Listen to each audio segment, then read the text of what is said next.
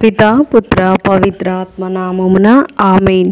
ప్రియ స్నేహితులారా, మీ అందరికీ దేవుని యొక్క ఆశీస్సులను తెలియజేస్తూ ఏప్రిల్ 17వ తారీఖు బుధవారం ఈనాటి దివ్యబలి పూజ పట్టణాల ధ్యానాంశానికి మిమ్మల్ని అందరినీ కూడా ప్రేమతో ఆహ్వానిస్తూ ఉన్నాను.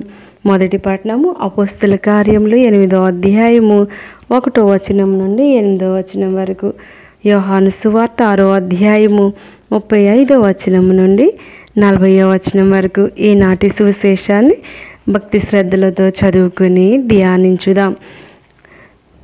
ప్రభువా, మా యొక్క కళ్ళను, చెవులను, నోటిని దీవించి ఆశీర్వదించండి. నీ యొక్క వాక్యాన్ని చదివి ధ్యానించడానికి శక్తిని, బలాన్ని దయచేయండి. ఆమేన్. అందుకు యేసు, నేనే జీవాహారమును. నా యొద్దకు వచ్చువాడు ఎన్నటికి ఆకలిగొనడు. నన్ను విశ్వసించువాడు ఎన్నటికి దప్పికగొనడు.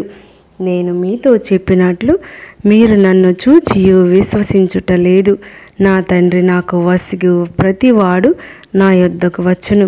వానిని నేను ఎన్నడూ త్రోసివేయను. ఎలైనా నేను పరలోకము నుండి దిగివచ్చినది నన్ను పంపిన వాని చిత్తమును నెరవేర్చుటకే కానీ నా ఇష్టానుసారం చేయుటకు కాదు.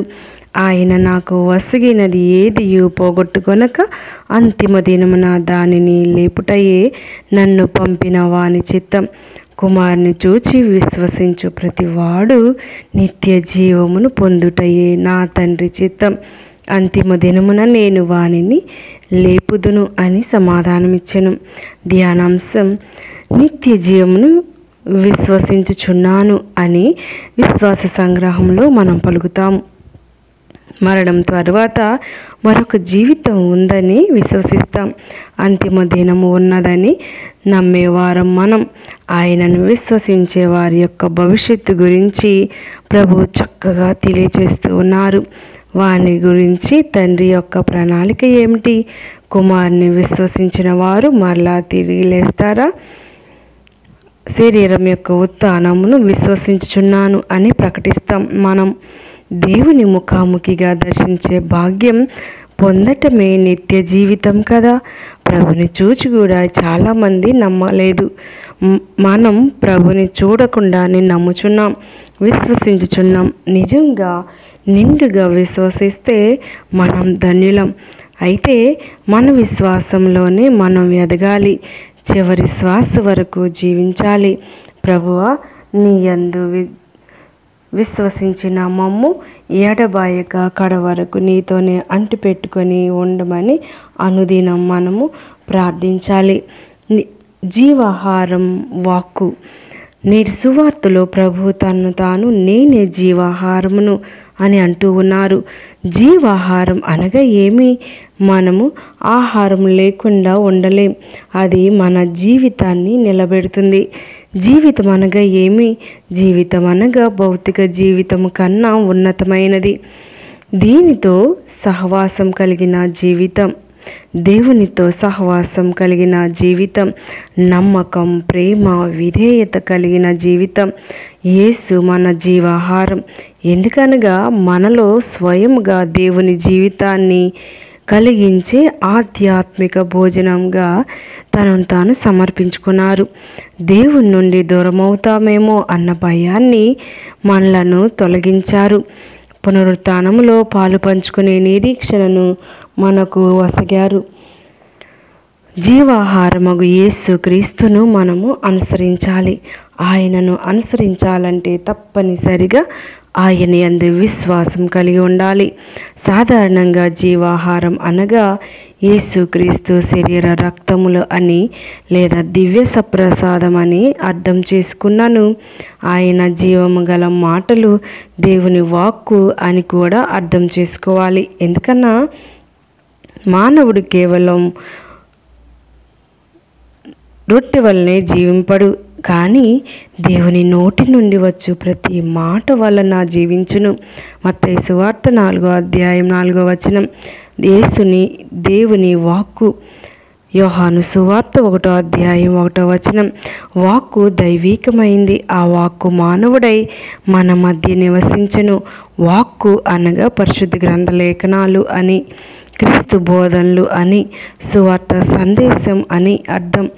పవిత్ర గ్రంథం అంతయు దైవ ప్రేరణ వలననే కలిగి బోధించుటకు, దోషములను ఖండించుటకు, తప్పులను సరిదిద్దుటకు, నీతి యందు నడిపించుటకు ఉపయోగపడును. వాక్యం నందలి ముఖ్య గుణములు సత్యం. యేసు మాటలకు కట్టుబడి ఉన్నచో మనం సత్యమును గ్రహించెదం. సత్యం వలనను స్వతంత్రులు చేయును. యేసుక్రీస్తు వాక్కు మనలో విశ్వాసాన్ని కలిగించును.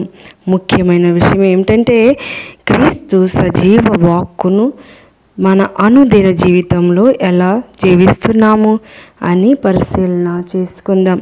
కళ్ళు మూసుకోండి, ప్రార్థన చేద్దాం. దయగల దేవ, మా యొక్క అనుదిన ఆహారం నాకై మేము పలు చోట్ల పరుగులు తీస్తూ ఉన్నాం. కష్టపడి పని చేయటానికి దూర ప్రాంతాలు వెళ్తూ ఉన్నాం. అదేవిధంగా అనేక పనులు చేయించు మా యొక్క అనుదిన ప్రార్థనకై, అనుదిన భోజనమునకై మేము మా యొక్క జీవితాలను పణంగా పెడుతూ ఉన్నాం. ప్రభా, ఆ అనుదిన మూసుకొని ప్రార్థన చేద్దాం. దయగలిగిన ప్రభా, కృప కలిగిన మా తండ్రి, ఈనాడు మీరు మాకు బోధిస్తూ ఉన్నారు. నేనే జీవాహారమును, నా యుద్ధకు వచ్చువాడు ఎన్నటికి ఆకలి గొనడు, నన్ను విశ్వసించువాడు ఎన్నటికి దప్పిక గొనడు అని ప్రబోధిస్తూ ఉన్నారు. ప్రభా, మా అనేక పలు ప్రాంతాల్లో అనేక ప్రజలు ఆకలి కోసం అలమాటుతూ ఉన్నారు. దప్పిక తీరక ప్రభా, వేనోళ్ళు మిమ్మలను స్తుతించటానికి, దప్పిక తీర్చుకోవటానికి మాకు కావలసిన శక్తిని, బలాన్ని దయచేయండి. మాలో ఉన్నటువంటి అజ్ఞానాన్ని తీసివేయండి ప్రభా. మా యొక్క ఆత్మ ఆకలిని తీర్చమని వేడుకుంటూ ఉన్నాం. జీవంతో నిండినటువంటి నీ యొక్క ఆహారాన్ని మాలో నింపమని వేడుకుంటూ ఉన్నాం ప్రభా. వాక్యం అనే ఆహారంతో మమ్మలను నింపి మా యొక్క ఆకలిని, దప్పికను తీర్చమని వేడుకుంటూ ఉన్నాం. దివ్య సప్రసాదాన్ని లోకుంటూ ఉన్న సమయంలో మేము మీకు నచ్చిన విధంగా తయారయ్యి ప్రభా, భక్తి శ్రద్ధలతో స్వీకరించి మీ నామమునకు ప్రత్యేకంగా మీ యొక్క పరిశుద్ధ నామానికి మహిమ కలుగునట్లు జీవించే భాగ్యం దయచేయమని ఈ ప్రార్థన మన నాథుడైన యేసుక్రీస్తు ద్వారా అడిగి వేడుకొనుచున్నాము తండ్రి. ఆమేన్. పితా, పుత్ర, పవిత్ర ఆత్మ నామమున ఆమేన్.